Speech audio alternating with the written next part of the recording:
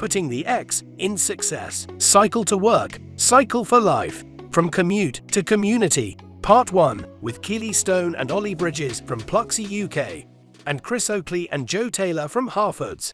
So welcome to another episode of Putting the X in Success, and today we have some very special guests and also partners of us here at Pluxee UK. So we've got over 30 years of experience in the cycle to work industry in this room today, so it's very exciting. We've got Olly from Pluxee and we've got Joe and we've got Chris from Halfords. So I'll let you go around the room and introduce yourselves. Yeah, fantastic. So, hi, I'm Olly. I'm the Head of Commercial Portfolio at Pluxee UK.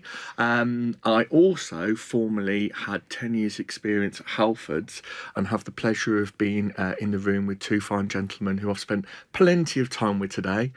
Gents, do you want to share who you are? Yeah, no problems. Thanks, Olly. So, Chris Oakley, Head of Sales, Partnerships and Client Success at Halfords.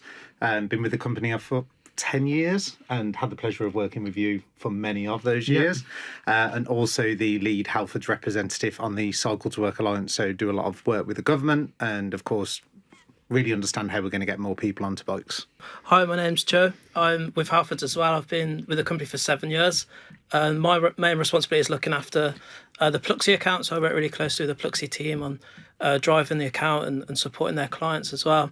I've also done a lot around fleets and fleet cycling and supporting clients with getting bikes and servicing them as well. So the aim of today really is to myth bust and understand the cycle to work landscape, industry, getting more people on bikes, to your point, Chris. But first of all, we really want to get to know everybody in the room. So we're going to start with some icebreaker questions. So they might be a bit random, they might be a bit silly, but we'll start with you, Joe, over there. So what we really want to know is your earliest cycling memory. The best memory of cycling I have is when I first learned to ride without stabilisers. So my grandparents actually had a caravan in Wales, and so we'd go there, and I remember quite strongly learning to ride for the first time without stabilising, the feeling of that. And it's really nice actually, because in my role now I look after a lot of leisure companies that now have cycling rental, and we go out and supply those and service those. So it's kind of full circle, and I'm going on these holidays with my child now and looking forward to teaching her to ride and cycle as well. And Joe, you were saying to us this morning that following those memories, you still get the kind of buzz of that feeling of a new bike, right? I've done cycle to work a few times now, and when I joined the company, I was like, there's no cheaper way of getting a bike. You won't make a better saving to get a bike than through cycle to work. So I was kind of there putting all the bike in my basket and all the accessories that I wanted, and I think there is a real special feeling about that new bike day. It's like it's a special day when you go sort of unbox your bits and get your bike out. So yeah, it is a special feeling. So Olly, can you tell me about your biggest cycling achievement? Actually, what I think people sometimes don't understand with cycle to work is the wider impact that it can have on an organisation. And I remember we worked with a male demographic where they had a lot of issues around high blood pressure and stress. And actually, they came and had a conversation with us, and they said, "Is there anything you can do to support in amongst that?" So we talk about financial, physical and mental well-being, but actually a big part of what we focus on is that kind of attributing physical and mental well-being together. And we worked with them over kind of a 6 to 9 month period. And I think we had something like 80 or 90 overweight males, shall we say, who were stressed, sign up to a bike. And those guys really got involved. They raised some money for charity. They led kind of the mentality of what to do in the future. But they also, as an organisation, did a boob health check before and after. And actually, as part of that, I think 75% of the individuals had either lost over a stone, their blood pressure had dropped to a more sustainable level. Wow. But actually, from a well-being impact, they'd had a huge impression on the entire organisation. But actually, it's a lot more than that. It's around kind of really buying into that company's values, which is a huge part of what we try and achieve. And Chris, so we know you're an avid cycler. So I think what we want to get from you is advice for somebody new that's wanting to take up cycling, maybe getting involved in a cycle to work scheme, wants to get out on the road or out in the forest or their local park. Have you got some advice for those kind of people out there? Right, if I go back, I think it's like 16 years ago now. So I used to be a runner. So running was my choice in terms of course, the go-to means to keep fit. But then, unfortunately, my knees decided to give on me. I think that's age also catching up. And what I decided then to do was embrace cycling, and now it is a massive part of my life. And what I just really did was found a local cycling group, where of course I grew in confidence with them. They taught me how to cycle on the road, which usually is of course what a lot of people get uncomfortable about. But actually, when you look at the infrastructure of today's roads, and of course the government are investing a lot more money into it, it is becoming a lot safer. But if somebody was looking to get into it, I would see it as a great opportunity to just jump right into it. But then also as well, buddy up. Local cycle user groups, it's good for your own social networking in terms of course, interacting with different people. And what a lot of people always think when they see what I'll probably describe myself as now, the middle-aged man in Lycra, is, of course, they're all these people just heads down, just churning out the miles. It's definitely not that. It's a great way to meet with friends, get together, and of course stay fit as well. And that has enabled me to do is also know that I can commute to work using the cycle to work scheme as my option, and I'm saving a lot of money through fuel as well by not doing it. And the last thing I was just going to touch on it as also is I'm normalising cycling for my children.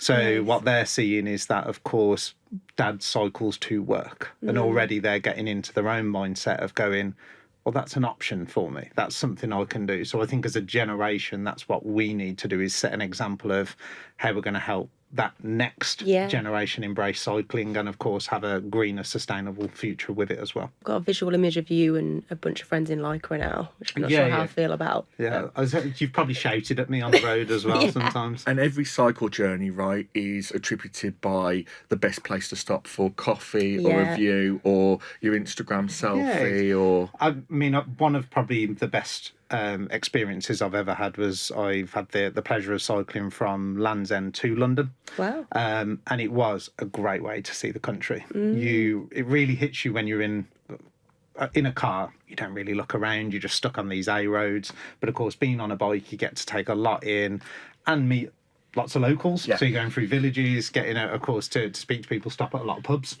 on the way as well. Not because I'm drinking and cycling, that's a better way. But of course, it is very much the view of it's just an experience that people should really embrace. And I'm going back to Joe's point around his earliest memory. I think we all remember when we first got that bike for Christmas. Oh God, yeah. And how much of a big thing that was. And going downstairs and your mum's tried to wrap it up. Yeah, just stuck a bow on it. It always sticks out, doesn't it? Yeah. It's kind of badly wrapped because how do you wrap a bike? But it's such an exciting. Tried to hide it behind the sofa or really cool. Yeah, I still have stabilisers on my bike. So all good. So I think the underlying message there and what we want to get round to is the storytelling around cycling. So whether it's a personal story, whether it's a business story, whether it's a client success. So I guess my kind of storytelling with it is that similar to, like you were saying, Joe, like that first bike, that new bike smell we were talking about earlier. So I got my first bike because I wanted to do a triathlon just this year. And that's kind of got me into cycling. And to your point, Chris, it's got me into a community of people as well. So it's not just kind of trying to get fit, it's also making friends, building a community, and how that then supports your mental well-being as well as your physical well-being, and obviously your financial well-being amazingly because of the tax and national insurance savings. So I guess what I wanted to now ask is a bit more around storytelling. So if you've got something that really stands out to you with your years of experience within the industry. Part of today is to get around. It's not to talk about cycle to work people should sign up and you make your tax savings. It's actually normalising what cycling is all about. One of the stories that kind of intrinsically links to that is many people will know, people who have come and visited us, is Pluxee UK are based in Milton Keynes. And Milton Keynes actually as a facility is one of the leading cycling cities in the UK. The initiatives, the pathways that are available from a cycling facility hugely encourages individuals to be able to cycle safely. We worked with an organisation who used kind of that as a real fuel to drive well-being, to drive kind of encouragement. And one of the things this organisation did is they were based around an area called Park MK. And they used the NIC savings to build shower facilities. But the interesting part of that was they were the forward thinker in building the shower facilities on the park, but they were not the only organisation that did it. So what they did is they used that as an example, as an advocate for them. They went forward and went, actually, we're going to speak to 5 or 6 other organisations who are around our area. We're going to tell them what we're doing. We're going to ask if they launched their Cycle to Work scheme. What do they do? How do they use their NIC savings? Would they be willing to inherit and put money towards that? And they had real success. And actually what started to happen is they built what you said, Chris, exactly that, is a hub and a community. So whilst that organisation promoted financial well-being, physical well-being, whilst they used it as a tax-saving exercise, actually what they became is a forward thinker for the area and actually grew the cycling facility. Probably when I look at it from a work perspective, probably the biggest successes that I've had is where I've gone into client presentations, partner presentations, and then you're dealing with people who would just sit there and say, you'll never get me on a bike. Like, there's a massive demand for it in my workforce, but for me personally, I'm not going to get on a bike. A year later, they're on a bike. Nice. So of course, then you're hearing their stories and what they're doing on let's say on LinkedIn, and then through connections just on Strava, where you get to track people in what their activities and what they're doing. They're going out there and cycling like 80, 100 miles a week. Nice.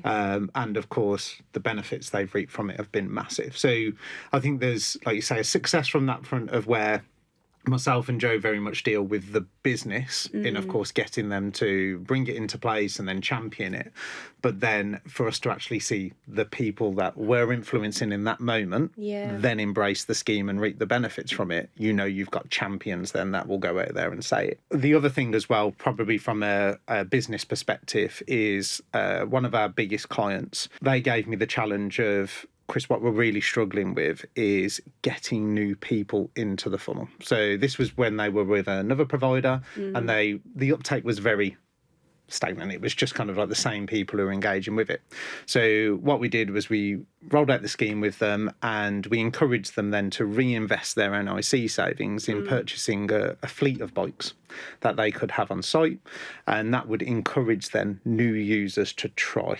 So those people were trying the bike, see how it can form part of their Cycle to Work commute, and then the year after, the scheme boomed.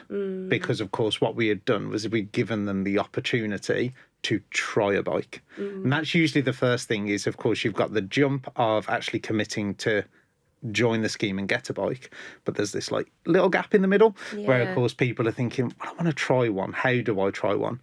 Probably the buzzword that I heard through some of those success stories was, I forgot how fun cycling was. And we hear that word a lot around e-bikes. So when people get onto an e-bike, they'll just go, oh, that was really fun. And then, of course, people who never thought that cycling was a choice for them has suddenly become accessible through e-bikes. I know, Joe, you've done a lot of stuff, whether that be Cycle to Work or Fleet, where you've had accessible cyclists, right? Yeah, absolutely. And there's been a lot of work. What does that look like? So in terms of that accessibility, and I guess looking at clients that we might have that want to make sure it is something that is genuinely for everybody that works there. Making Cycle to Work the most inclusive scheme as possible has been really important to Halfords.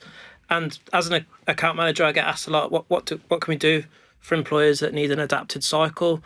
And Chris and I have thought about this quite a bit, and we've started working with partners such as Wheels for All, like a charity that does sessions. So they'll do adapted cycle sessions, so you can go down, try out different adapted cycles, see which one works for you, and then form that habit and find out, can I cycle to work before then going and get an adapted cycle through Cycle to Work. So we work with a lot of different retailers, but I think what was really important for us was finding a way that people can get into it and do it in a supported and guided session through. Yeah, and I think that's amazing what you guys are doing there. But then I think if you also take that alongside Halford's piece, right, is the model certainly went back when I was working for Halfords was a life of cycling, right? So the impact of what you guys try and do is is it first kids bike all the way through, and the choice and accessibility and availability that's there, as well as then kind of wider Halfords partners with, whether that be part of Treads as part of the wider group or some of the support that you do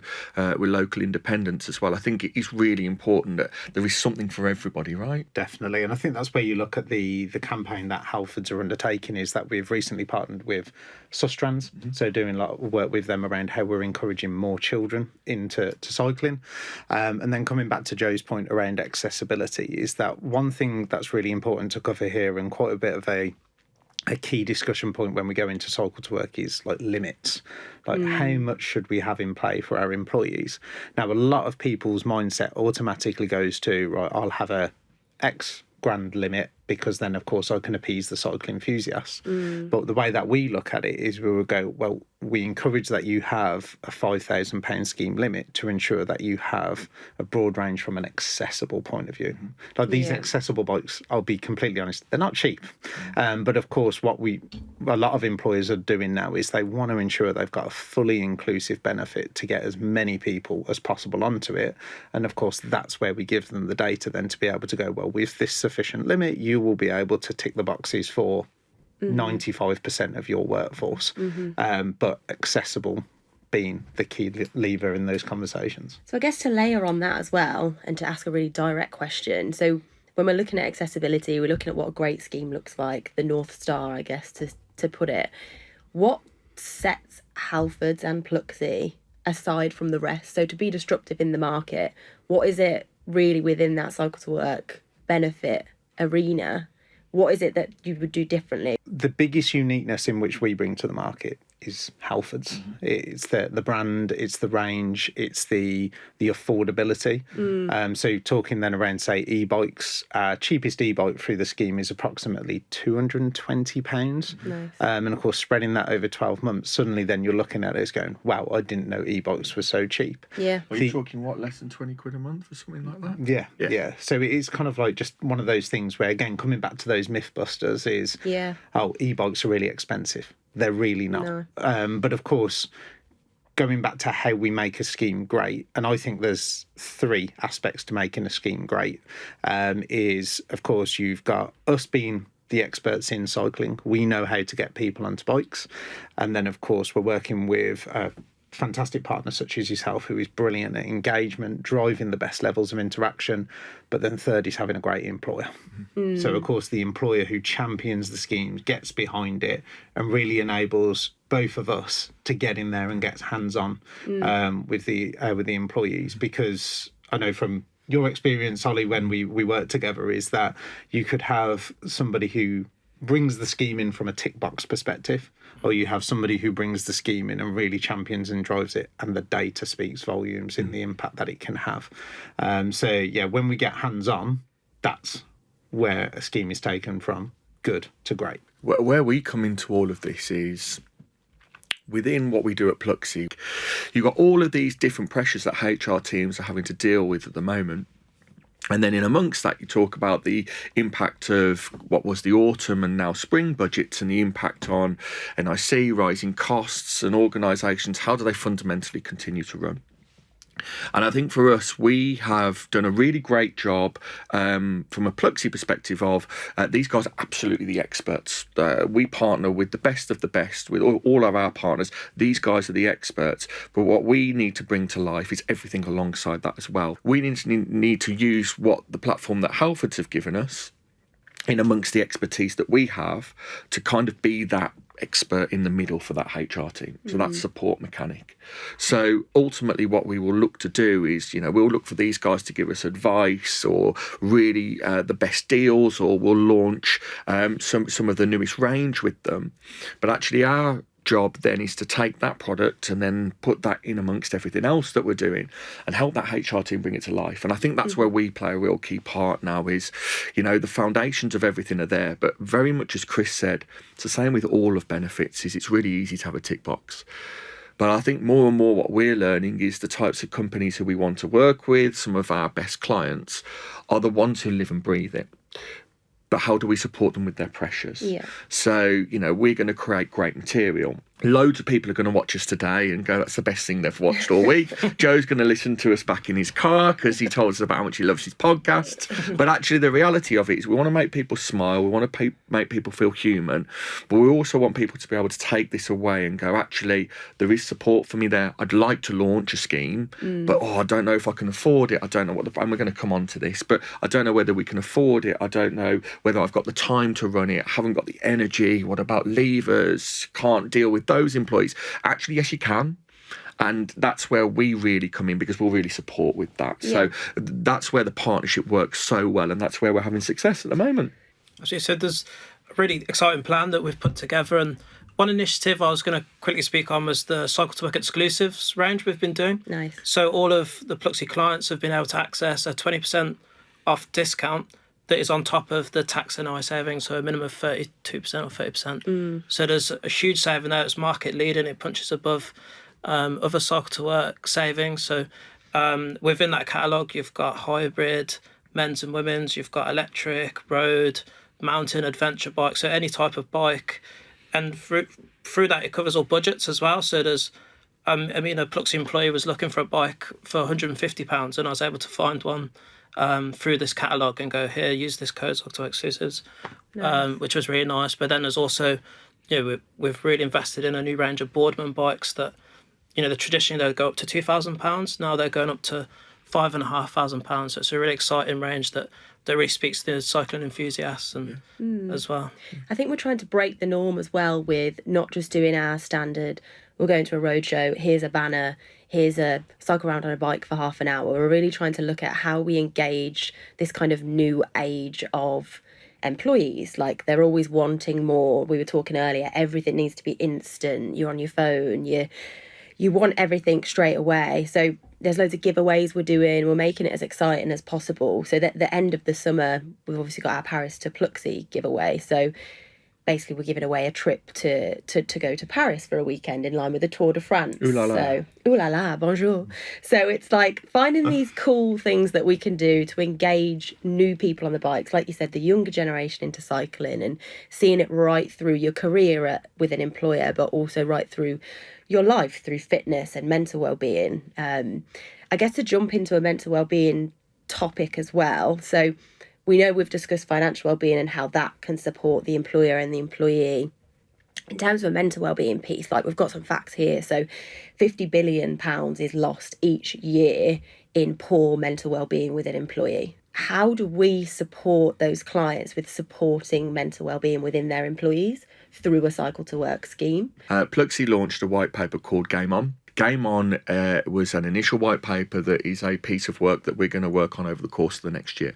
And basically that started with our partnership with Worcester County Cricket Club, and we did some work around with Ashley Giles from a mental mindset and coaching elements.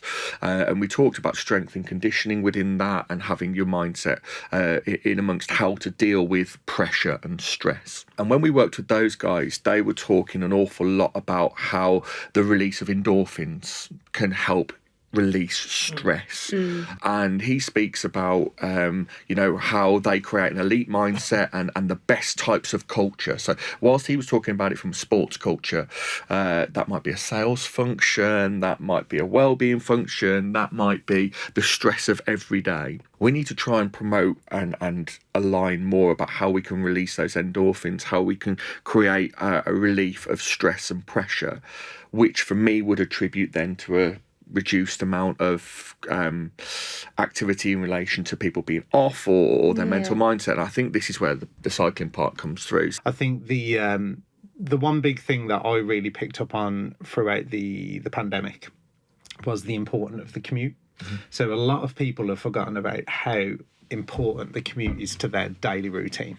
So what you usually find is, of course, when you're in a workplace, stressful things happen, of course, and then when you either drive home, cycle home, walk home, run home, you're giving yourself that time to process what had happened, but then you're not taking it home with you. You're kind of leaving it at the workplace and then pick it up tomorrow. But with a generation now that do work from home a lot, the stress can be brought into the household because, of course, you have not had the commute to be able to process the day and what's happened. So what I don't know, one of the myth busters that a lot of people say is I will work from home a lot around cycle to work and so on. And of course we can cover that a bit later, but it's how you form cycling or walking or running as just part of your day, to break it up, to process what's happened, because that's how you deal with, like you say, having yourself in a good mental well-being perspective. So thank you for listening to the Pluxee podcast, Putting the X in Success,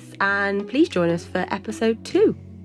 Join us next time to discover how Pluxee UK is putting the X in success, enhancing employee engagement and making life at work more joyful.